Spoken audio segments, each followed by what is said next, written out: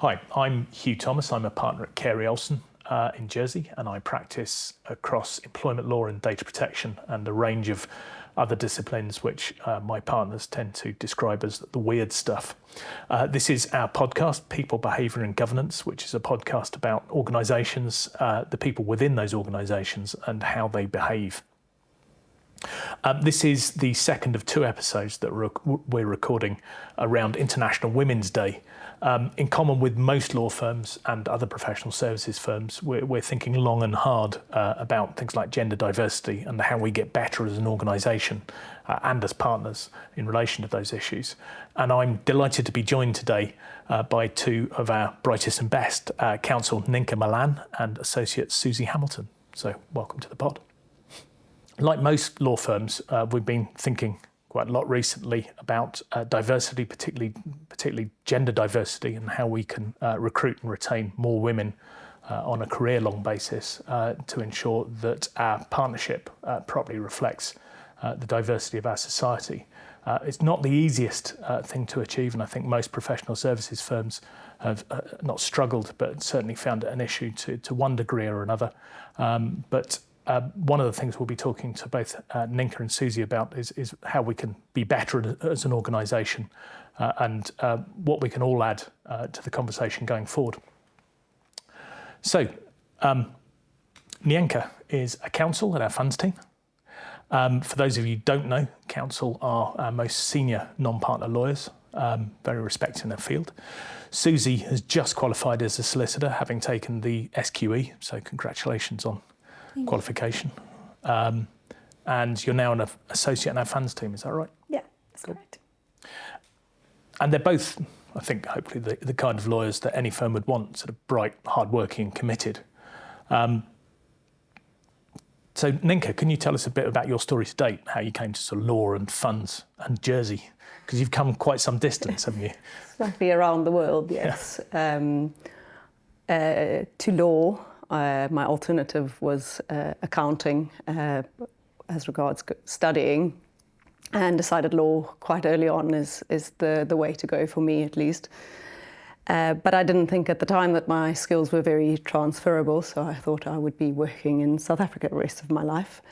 But I had a wonderful opportunity to practice law in New York, which set aside my Sex and the City dreams of living the life in Manhattan.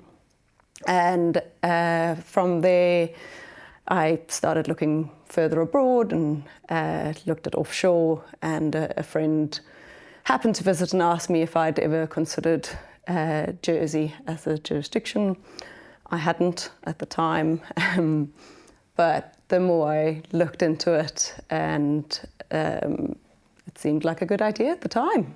And 8 years later, still a pretty good idea. And I found a home at Carey Olsen and did a bit of a broad corporate and financing work when I first joined, and sort of settled into the funds team quite naturally, I think. And it's been my home for the last five to 8 years now. And Suzie, as I said, congratulations on qualification. How about you? How have you managed to come to law and Carey Olsen and Jersey? Thank you. So for me, I'm in law purely because it interests me, and I studied a few subjects in high school that had a legal aspect to them, which piqued my interest. So I thought, take this on to university, continue to enjoy it, and decided that I'd like to make a career out of it. Jersey in specific is sort of similar to Nienke. Somebody mentioned it to me, and I was looking for an opportunity slightly different once I had graduated. So I thought, why not try it? And it was a really good way to qualify because it's a year less than if I had stayed in Scotland. So I thought, I'll come, I'll see if I like it. And I am enjoying it, so yeah. How long have you been in Jersey? 2 years now. Yeah. Sharing an office with me, luckily. But still here, it's great.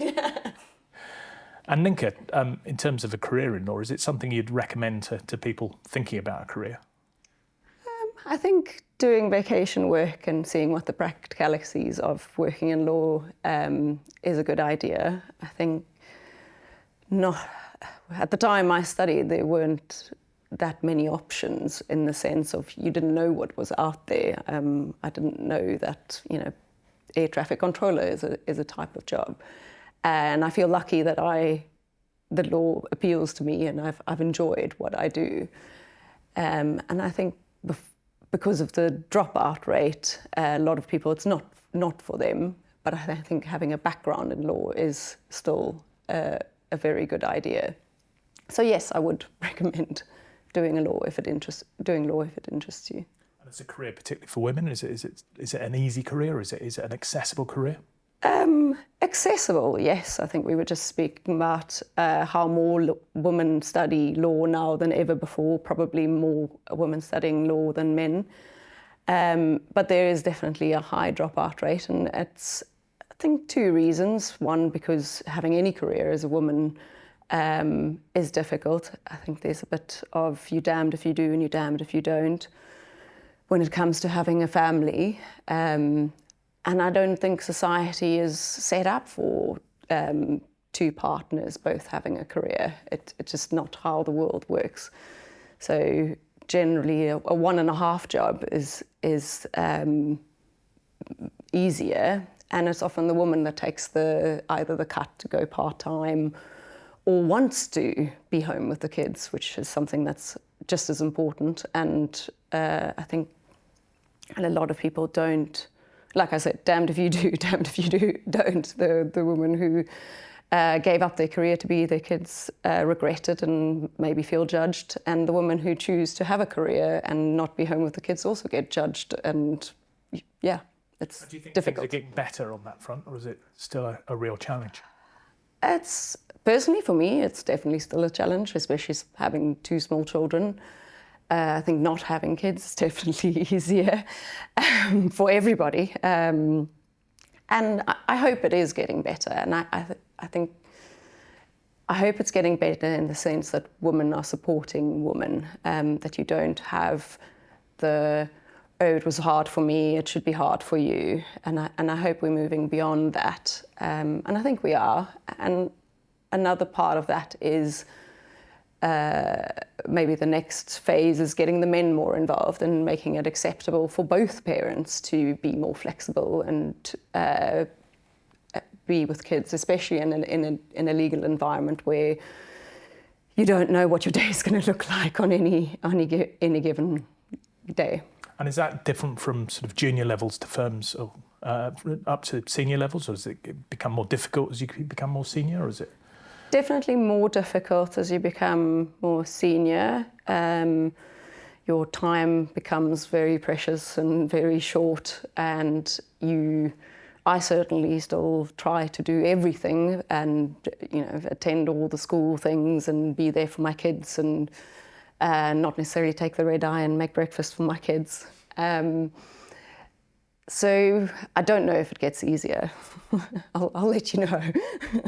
And in terms of sort of coping strategies you adopt, you've said you try and do everything. Is that sustainable, or is it something you've got? I get a Suzie, that's part of my coping strategy, and taking deep breaths. But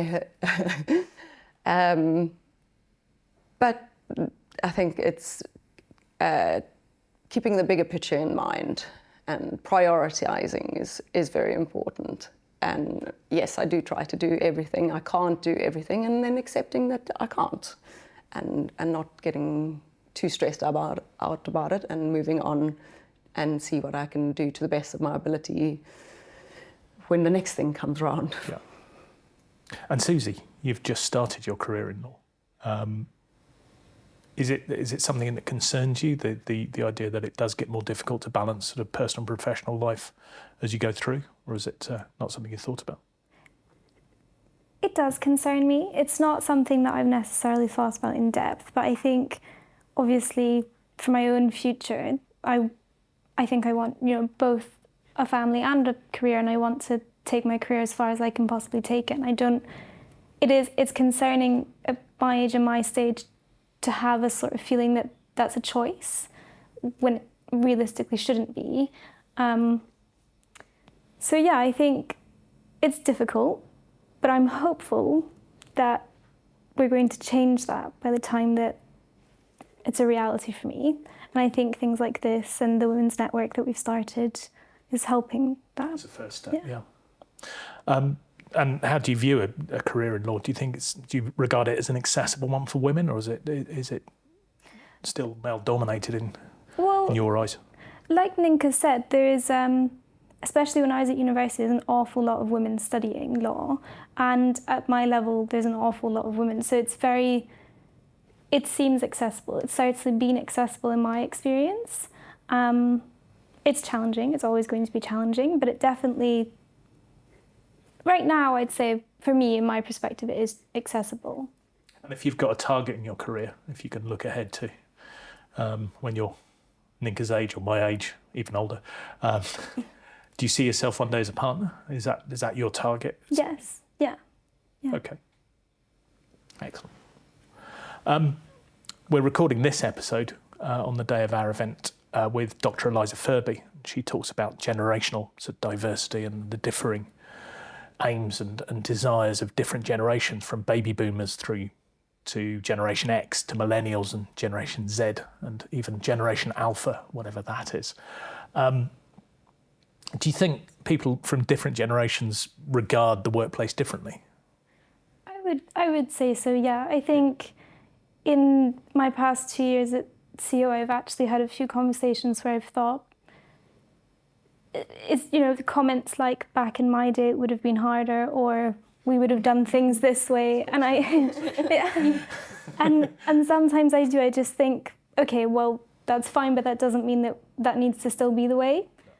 So yeah, I can see that kind of difference. I think that's one of the harder sort of generational shifts. Is it was hard for me, it should be hard for everyone. And I think there's also this view of, this next generation doesn't care about work, they're not as committed or hardworking. Yet there's a jealousy of, I wish I had more flexibility and I had, prioritized other things at different times of my life. And I think the generational shift must come in the sense that those two must be aligned, saying, actually, it doesn't have to be that hard for everybody anymore. And maybe that's not the wrong way to look at things, to have a bit better balance. And some countries are doing it legally now, saying you can't have your phone after certain times, or you're not allowed to send work emails. And technology has certainly made things worse from a work-life balance perspective. And a lot of the older generation, didn't have that. You were either at the office working or you were at home with your family. You didn't have your phone with emails coming through or calls at late at night from home. So maybe there should be a recognition of that fact of, the balance is different and we are more accessible, and we do need to be more strict about, I'm not available between 6 and 8 when I'm bathing and bedding my kids, and the world's not going to fall apart, hopefully. And do you think it's something we're going to have to think about as a firm going forward in terms of changing what we expect of people, what we ask of people? Absolutely. And obviously, there's always an exception to a rule, and COVID and lockdowns have not been great on the one hand, but on the other hand, it's made a recognition that everybody has a family and there's kids popping up on calls, and so it has brought the home life closer to the work life, and people are human and have kids and responsibilities outside of work. And I was on a client call earlier saying, well, I might not be able to attend this closing call because I have a Mother's Day tea at my daughter's school. And I know my daughter will not forgive me if I don't go. And the reaction is different. I think maybe a couple of years ago it would have been unacceptable to say that, whereas the reception I had was absolutely, you have to go. So one of the things we're still seeing, I think, across sort of financial services and legal professional services as well, is the vast majority of say, junior lawyers are women. And I think in the UK, I think the Solicitors Regulatory Authority had it at 60% or just over 60% of solicitors are women.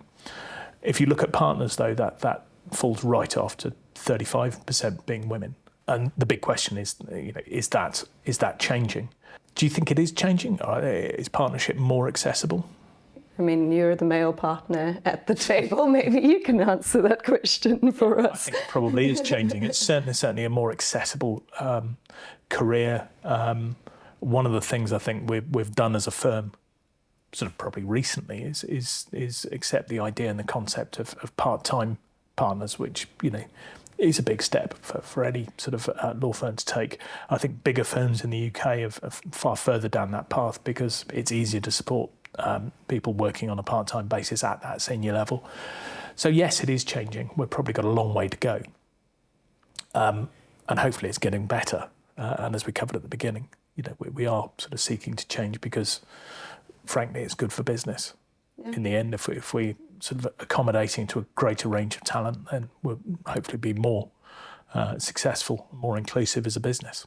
Yeah, and I think the more women you have at the table, the more the perspective will shift, and there'll be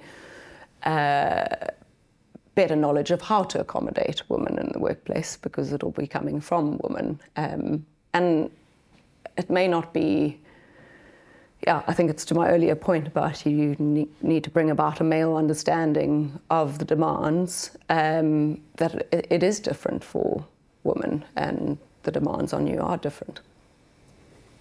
I've heard it said that if we're going to really change things about the workplace, we probably need a societal change as well, that sort of men need to take on far more around the home. So There's a bit of a chicken and egg thing there. Is that something that you'd agree with? Or? Yeah, absolutely. I think my husband and I are very equally share the responsibilities, and sometimes it's harder for him to be the primary parent on certain days and having to take time off, and it's just as difficult for him as it is for me to take the time off. And there's still a societal perception that it should be the woman. And I think I'd read in some Scandinavian country where it's starting to shift, where it's frowned upon if the husband doesn't take his parental or 6 months of parental leave. And that's a good position where we should get to, that it is both parents' responsibility to be home with the kids and be involved in it. Yeah, I'm not sure what the statistics are in the UK and Jersey and places like that in relation to parental leave, but I'd be very, very surprised if there was much take up from men in terms of taking sort of prolonged periods off in terms of parental leave. Yeah, and I think it's difficult taking out. Women have to have be pregnant and have the baby. That's not something we can change. And for me, the biggest part was accepting, I'm going to take 7 months to a year off, depending. That's a year out of my career. Yeah. And with, more children you have, more years you take out of your career. And I think if you accept that, and, maybe it's going to take me longer to get where I need to go, and that's okay, because at least I was there for my kids when at the young stages, and you make that sacrifice willingly. Yeah, it's difficult, but...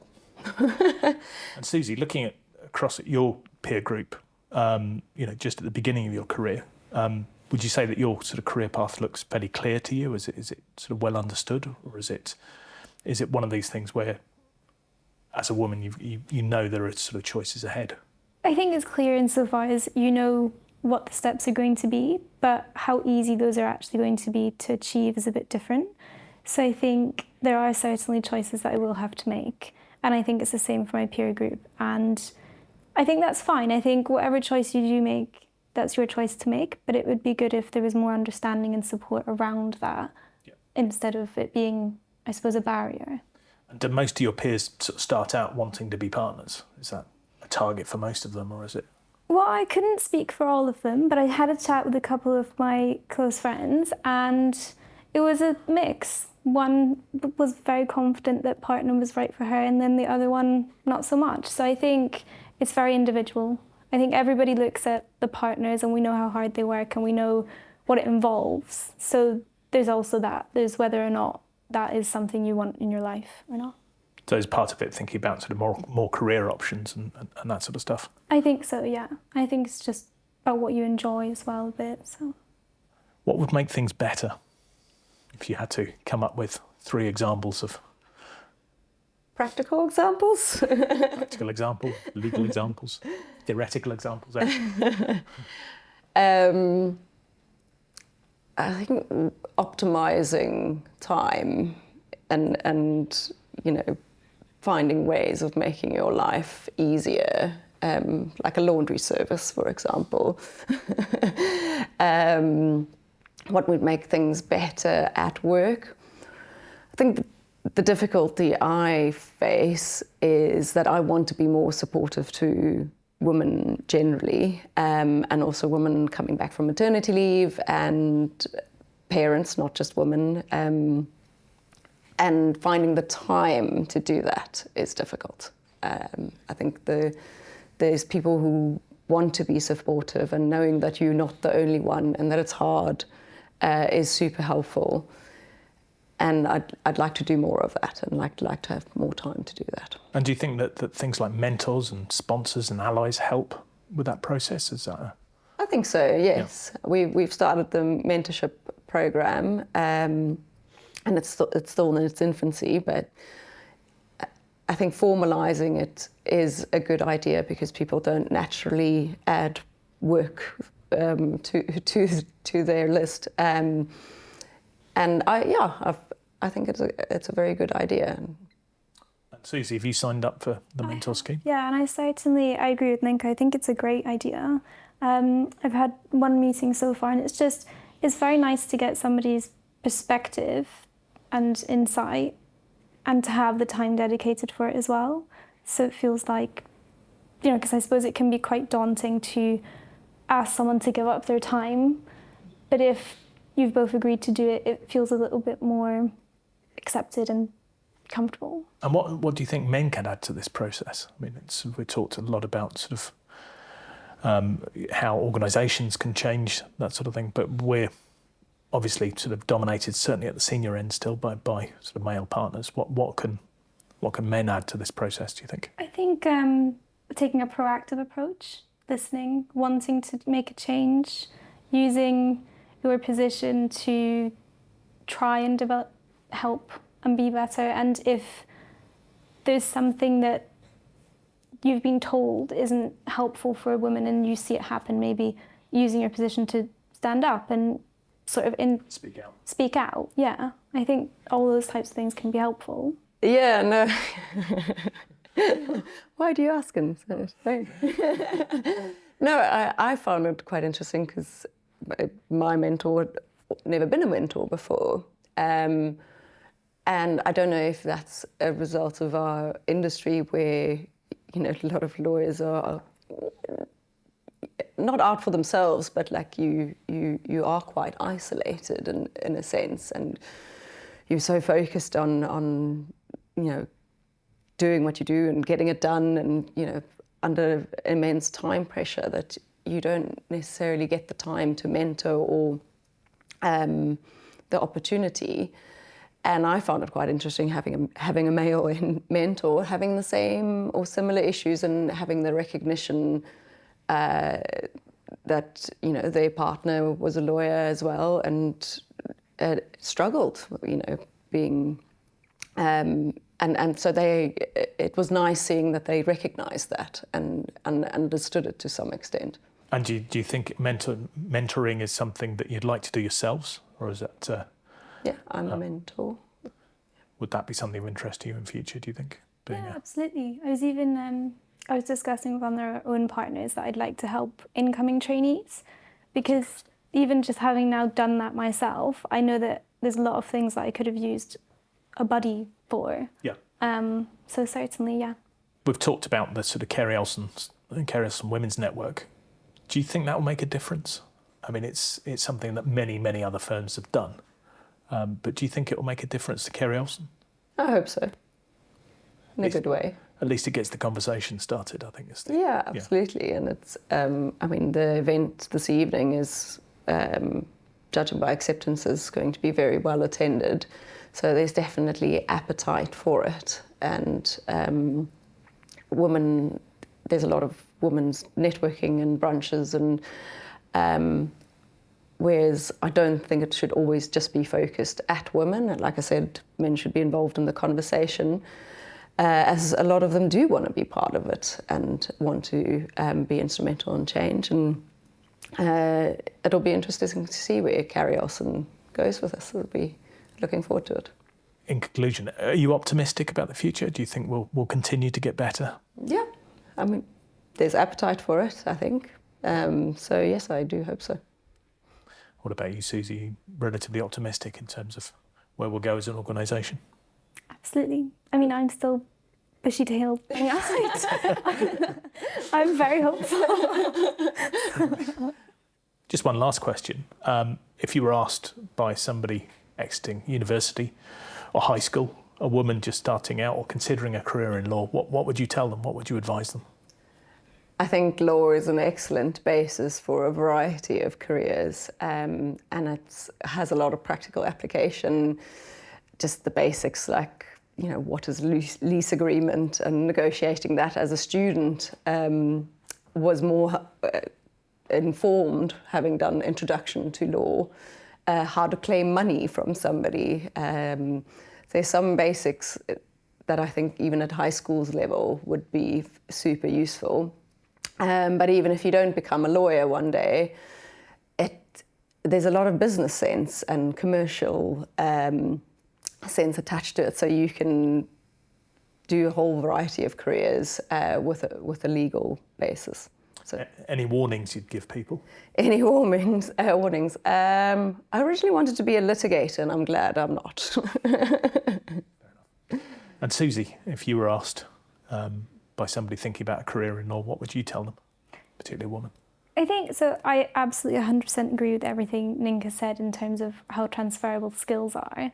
But what I would say is it's also not as scary as it sounds.